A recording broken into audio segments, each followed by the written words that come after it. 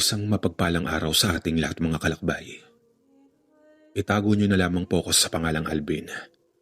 49 na sa kasalukuyan at naninirahan dito sa Manila kasama ang aking pamilya. Nais ko lang pong ibahagi ang aking kwento na hango sa tunay kong karanasan. Noong ako ay binata pa lamang at nag-aaral pa ng sekundarya sa lugar ng Ormoc, Leyte. Nangyari ito noong ako'y 16 na taong gulang pa lamang. Tubong Manila ako kalakbay. Nang isang araw ay magdesisyon ng aking mga magulang na iuwi ako ng Ormoc, Leyte upang doon na magpatuloy sa pag-aaral. Sa kadahilan ng hindi na ako nakakapag-aral ng maayos sa pinapasukan kong paaralan sa Manila. Dahil nalulung ako sa barkada. Ilang beses na rin akong palipat-lipat ng paaralan noon dahil sa kapilyuhan ko. At minsan ay ako na mismo ang kusang hindi pumapasok. Hindi ko po alintana ang galit ng aking mga magulang noon. Dahil ang nasa isip ko ay puro pagsasaya at pagliliwaliw. Naaalala ko pa noon na iba't ibang mga babae parati ang dinadala at inuuwi ko sa bahay namin ng patago at kinukuntsaba ko pa ang aking dalawang nakababatang kapatid. Minsan ay binabayaran at inililibre ko lang sila para lang huwag nila akong isumbong sa aming mga magulang. Nasa stage pa po talaga ako ng kapilyuhan noon. Hanggang sa nasagad ko na nga ang mga magulang ko at nagpasya na silang iuwi ako sa probinsya kung saan naninirahan ang mga magulang ng aking ama. Isang araw ay naabutan kasi ako ng aking mga magulang na may kasiping na dalaga sa aming bahay at sa galit ng ama ko ay agad-agad ako nitong pinauwi. Tinangka ko pa noong maglayas at itanan ng babaeng nakasiping ko. Subalit masyado pa akong bata at may takot pa rin naman ako kahit papano, lalo na sa aking ama. Nakalipas lang ang ilang araw mula nang mangyari ang pagkahuli sa akin, ay agaran akong hinatid ng ama at ina ko pauwi ng probinsya. Kung hindi ka magtitino sa amin, titiyakin ko magtitino ka sa pangangalaga ng iyong mga lolo't lola. Naaalala ko pang tiimbagang na wika ng aking ina nang araw na mahuli niya ako sa kalokohan ko. Aminado naman akong talagang sumobra na ako ng mga oras na iyon. Hindi ka babalik dito hanggat hindi ka nakakapagtapos ng high school. Dagdag pa niya at naramdaman kong dumapo ang kanyang kamao sa aking mukha. Susundan pa niya ulit sana ng isa pa. Mabuti na lang at inawat siya ng mga kapatid ko.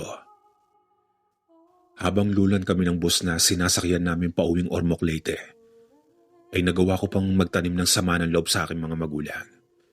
Halos buong isang araw din ang biniyahe namin bago makarating sa sentro ng Ormoc. Pagkababa ko ng bus ay napangiti pa ako sa aking isipan nang makitang hindi naman pala ganoong kaprobinsya ang lugar na kinaroroonan ng aking mga lolo at lola. Isip ko pa noon na nagsasayang lang ng pera ang aking ama at sa tingin niya ba ay mapapatino niya ako sa lugar na mala Maynila din. Ang pinagkaiba lang ay hindi ganon kaingay sa lugar na iyon. Ikinala ko pa ang aking paningin sa paligid at napapailing sa naisip kong marami din ang mga magagandang babae sa lugar na iyon.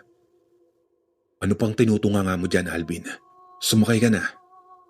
Rinig kong tawag sa akin ng aking ama na tawagin na lang nating Vicente. Nakabusangot naman akong sumunod sa kanila at sumakay na sa tricycle. Pumuwesto na lang ako sa loob katabi ng aking ina at umandar na ang tricycle. Noong una ay akala ko malapit lang ang bababaan namin nang mapansin kong tila papalayo na kami ng papalayo sa sentro. Tinanong ko pa ang aking ina at sumagot lang naman siya sa akin na malapit na. Doon ay palinga-linga na talaga ako nang makita kong wala ng kabahayan ang nadadaanan ng sinasakyan namin. Tapos panaka-naka na lang kung meron man. Duda na din talaga ako noon sa sinasabi ng aking ina na malapit na. Hindi na lang ako nagsalita pa dahil di ko din naman ugaling sumagot sa aking mga magulang at magreklamo noon. Sadyang pilyo lang talaga ako. Makalipas ang siguro mahigit 1.5 oras ay huminto na ang tricycle na sinasakyan namin at pinababa na ako ng aking ina. Agaran naman akong bumaba dahil sa masakit na rin ang aking puwet dahil sa kahoy lang ang upuan ng tricycle na sinasakyan namin. Akala ko ay nakarating na kami. Subalit napabagsak na lang ang aking mga balikat Nang makita ko ang isang ilog na medyo malawak at sa tawid nun ay nasipat ko ang bubungan ng isang bahay. Tinulungan ko ng magbaba ng mga gamit namin ng aking ama. Matapos niya magbayad ay umalis na ang sinakyan namin. Ano to? Bulalas na tanong ko dahil sa totoo lang ay ni isang beses ay hindi pa ako nakakapunta sa bahay ng aking mga lola. Huwag ka na magtanong pa at baka tamaan ka sa akin. Bulalas na wika ng aking ama. Kung kaya't na nahimik na lang ako at sumunod na lang sa aking ina. Nakita kong nagubad sila ng kanilang mga suot na sapin sa paa. Na sa tingin ko ay tatawirin namin ang ilog na nakikita ko. Ubarin mo na iyang suot mong sapatos, anak. Tatawirin natin ang ilog na ito at sa kabila ay naroon na ang bahay ng iyong lolo. Wala na akong nagawa pa kundi hubarin na lang ang aking suot. At tinawid nga namin ang ilog na mababaw lang din naman. Hanggang tuhod lang ito pero sa tingin ko ay depende kung saan parte ka dadaan. Napabuntong hininga na lang talaga ako ng mga sandaling iyon. Dahil sa napakalayo talaga sa kakabiyas na ng tinitira nila lolo. Nang makatawid na kami ay mabilis na lang namin narating ang bahay nila lola. Nagawa lang sa kawayang kahoy at pawid ang bubungan. Agaran naman kaming sinalubong ng lolo at lola ko. Pero hindi pa naman sila ganong katandaan. Siguro ay mga nasa 50 anyos pa lamang at malulusog pa ang mga pangangatawan ng mga ito. O anak, napauwi kayo nang wala man lang pasabi. Tanong ng lolo Enrique ko nang makapasok na kami sa loob ng bahay. Pasensya na ho, tay. Biglaan lang kasi dahil sa batang ito. Sumulya pa ng tingin sa akin at harap-harapong ko mismo ay sinabi niya kay lolo at lola ang katarantaduhang ginawa ko sa Maynila. Ay nako, kapilyo mo palang bata ka. O siya ako nang bahala, anak. At titiyakin kong titino dito yang si Alvin. Sambit naman ni lolo. Napayuko na lang ako dahil sa iya.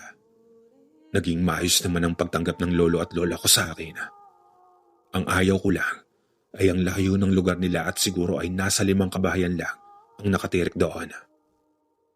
Hindi naman nanatili ng matagal ang mga magulang ko doon.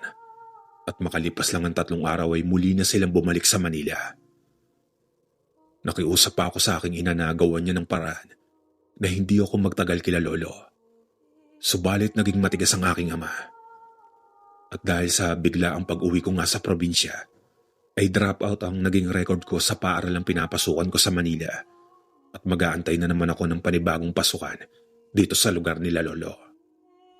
Lolo, bakit dito niyo po napiling tumira? Ay napakalayo sa Kabiasnan. Bakit hindi na lang po sa Manila? Minsang naging tanong ko sa lolo ko habang nagsisibak siya ng kahoy na panggatong namin sa bakuran. Ako naman ay pinapakain ng mga alaga niyang manok. Mas gusto namin ng payapa at tahimik na pamumuhay. Masyadong maingay sa syudad, apo. Tugon niya sa akin.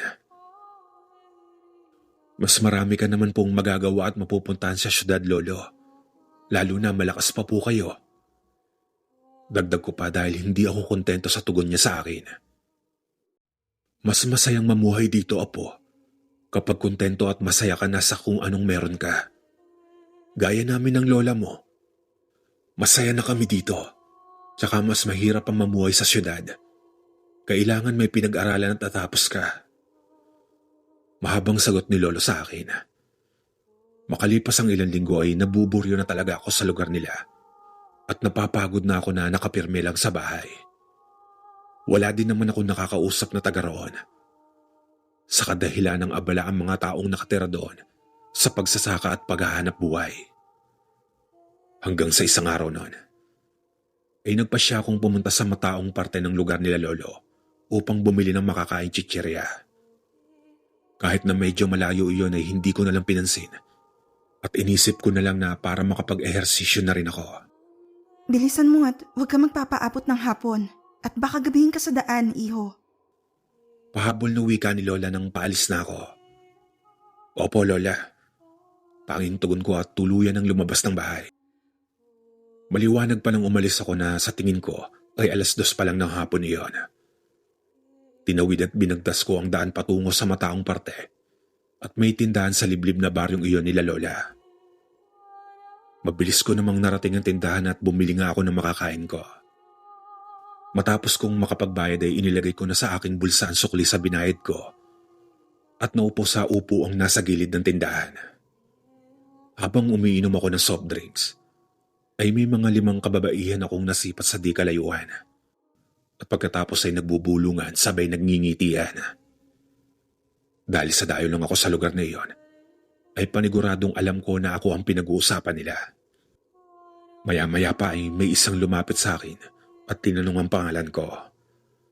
Sinagot ko naman ito ng diretso at walang paligoy-ligoy. Muli siyang bumalik sa kinaroroonan sa pwesto ng mga babae.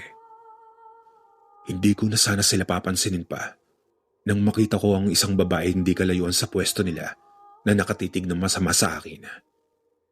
Kung kaya tinitigan ko rin siya ng pabalik.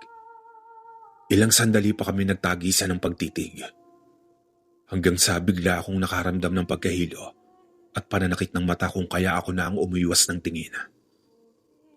Ano kaya ang problema ng babaeng iyon? Yan na lang ang naitanong ko sa aking sarili. Agad naman nagsilapitan sa akin ng mga babaeng kanina lang ay tinititigan ako.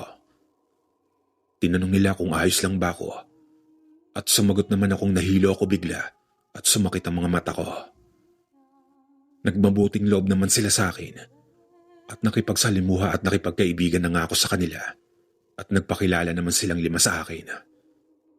Ako si Mary. Siya naman si Ana, Mona, Maika at Junabel. Wika ng isang babaeng nagpakilalang May. Magiliw naman bumati ang 4 sa akin. Dahil sa dayo ako ay nilibre ko sila sa tindahan ng kahit anong gusto nila. Apo ka pala ni Lolo Enrique. Alam mo, mag-iingat ka at may bali-balitang may gumagalang aswang sa may bandang dulo ng bahay niyo. Wika ni Ana. Tumangutango na lang ako bilang tugon kahit na hindi ako naniniwala sa mga aswang. Dahil wala naman pong ganyang nilalang sa Maynila. Oo nga, balita ko pa babae ang nangaaswang at sabi nila maganda daw iyon. Ewan ko lang kasi alam ko pangit ang mga aswang. Segunda ni Maika. Naniniwala kayo sa ganyan? Kung ganun palang maganda ang aswang, di aswang pala kayo. Pabiro kong wika. Nagtawa na naman sila nang makuha ang biro ko. Sa aliw ko sa pakikipag-usap sa kanila, ay di ko na malayang palubog na pala ang araw. Mabuti na lang at nauna na magpaalam ang mga ito, kung kaya nagpasya na rin akong umuwi. Pagkatayo ko pa lang sa kinauupuan ko, ay nakita ko sa di kalayuan ng babaeng kanina'y nakatitig ng masama sa akin. Nang masipat ko ng maayos ang mukha niya, ay doon ko lang napagtantong maganda pala ito, na tila ba may halong pagkabanyaga ang itsura. Tuluyan na nga ako naglakad pa uwi sa bahay nila Lolo. Nagmamadali na ako maglakad dahil papalubog na nga ang araw at medyo malayo pa ang aking babagtasin. Habang naglalakad ako ay pakiramdam ko may nakatingin o nakamasid sa akin. Ngunit sa tuwing humihinto at lumilinga-linga ako para hanapin iyon, ay wala naman ako nakikita kaya pinagpatuloy ko na lang ang paglalakad ko. Nang malapit na ako sa ilog na tatawirin ko, ay napahinto ako nang bigla akong nakarinig ng malakas na huni ng wakwak. Para bang huni iyon ng bibi o pato. Pero binaliwala ko na lang iyon at inisip na nasa probinsya ako. Malamang marami ang mga taong may mga alagang hayop dito at baka naligaw lang ang bibing nag-iingay na iyon. Ipinagsawalang bahala ko na lang ang naririnig ko at nagpatuloy na rin ako sa paglalakad. Pero noong yumuko ako para hubarin ang aking suot na tsinelas, para makatawid na ng ilog ay nakita kong may malaking anino ng ibon ang dumaan sa aking itaas. Kaya agaran ako napatingala upang tignan ito. Umaalingaso na rin ang napakabahong amoy na para bang amoy ng nabubulok na patay. Ngunit nang tumingala at hanapin ko sa himpapawid ang ibong dumaan sa aking itaas, ay hindi ko ito nakita. Nakaramdam na ako ng takot ng mga sandaling iyon, kaya minamadali ko ng makatawid sa ilog. Habang nasa kalagitnaan ako, ay napalingon ako bigla ng parang may bumubulong sa aking tenga ng wakwak. Sakto namang paglingon ko, ay nakita ko ang malaking ibon na pasugod at pabulusok sa kinaroroonan ko. At naririnig kong napakahina ng huni nito na parang bibe. Nanlaki ang mga mata ko nang akamang dadagitin na ako nito. Kaya napayuko agad ako sa kadahilanang para mabasa ako. Nang sipatin ko ulit ito, ay kitang-kita ko ang ibong pasugod sa akin at tila ba may mukha ng taong puno ng balahibo at mahaba ang kanyang buhok na bumubuhaghag sa hangin. Nagkukumahog na akong nagtatatakbo patawid nang biglang naramdaman kong papalapit na sa akin ang pagaspas ng pakpak nito. Hanggang sa bigla ko na lang ding naramdaman na tila ba umaangat na ako sa pagkakatakbo at hindi ko na maabot ang lupa ng ilalim ng tubig. Nang tumingala ako ay laking gulat ko na nasa itaas ko na pala ang aswang at dinagit ako nito.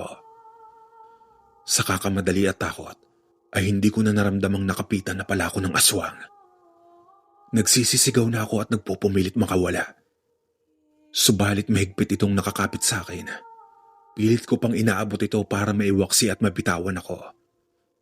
Pero sa tuwing nahahawakan ko ito, ay dumudulas lang ang aking kamay dahil sa napakadulas ng katawan nito. Sa pagpupumilit ko, ay nagawa ko namang mapabitaw ito sa akin at muli ay nalaglag ako sa tubig. Nadulas pa ako at natumba, pero agara naman ako nakatakbo at tuluyan na akong nakatawid sa ilog. Muli ko pang sinipat ang nilalang na nagtatangkang dumagit sa akin. Iyon talaga ang pinagsisisihan ko sa lahat, mga kalakbay.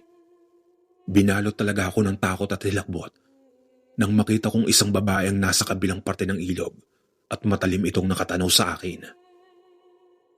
Buwagag pa din ang mahaba nitong mga buhok at hindi man lang gumagalaw sa kinatatayuan niya. Muli na ako nagtatatakbo patungo sa direksyon ng bahay nila Lolo at nagsisisigaw pa rin ako ng aswang. Madilim na nang nakarating ako sa bahay nila Lolo at agad naman nila akong sinalubong sa daan pa lamang. "Anong nangyari, Apo?" Alalang salubong sa akin ni Lolo. Hindi naman ako nakapagsalita kaagad dahil sa hingal at takot kong nararamdaman. Agad naman nila akong pinapasok na sa loob ng bahay at binigyan ako ni Lola ng maiinom para kumalma ako. "May aswang. Dinagit ako ng aswang, Lolo. Napakalaki ng ibong nakita ko." Sunod-sunod na wika ko dito. "Teka, ano? Huminahon ka at hindi kita maintindihan." Awat ni Lolo sa akin. "May aswang po, Lolo. Sa ilog habang patawid ako kanina, dinagit po ako ng aswang." Nang malinaw ko nang mailahad ang nangyari sa akin, ay nagmamadaling kinuha ni Lolo ang isang latigo na napag-alaman kong buntot ng pagi. Tapos ay lumabas ito ng bahay at nagtungo sa ilog. Subalit wala na siyang naabutan kung anumang nilalang sa ilog. Kinabukasan lang ay kumalat ang balita sa buong lugar nila na may nandadagit na aswang sa ilog, na nakapagpaalarma sa lahat ng naninirahan sa liblib na baryong tinitirahan nila Lolo. Tapos ay mahigpit akong pinagbilin ng mag-ingat ng maigi dahil sa mabango at lapitin ako ng aswang dahil sa dayo lang ako. Anya pa ni Lolo, mabuti na lamang at may barya ako sa aking bulsa kung kaya hindi ako tuluyang nadagit ng aswang na mandaragit. Dahil sa takot ko sa pangyayaring iyon, ay doon na nagsimulang mabago ang pananaw at pag-uugali ko. Hanggang sa lumipas sa mga panahon, ay hindi ko na malaya na 3 taon na pala akong nakalagi sa bahay nila Lola. Hanggang dito na lang po ang aking kwento, mga kalakbay.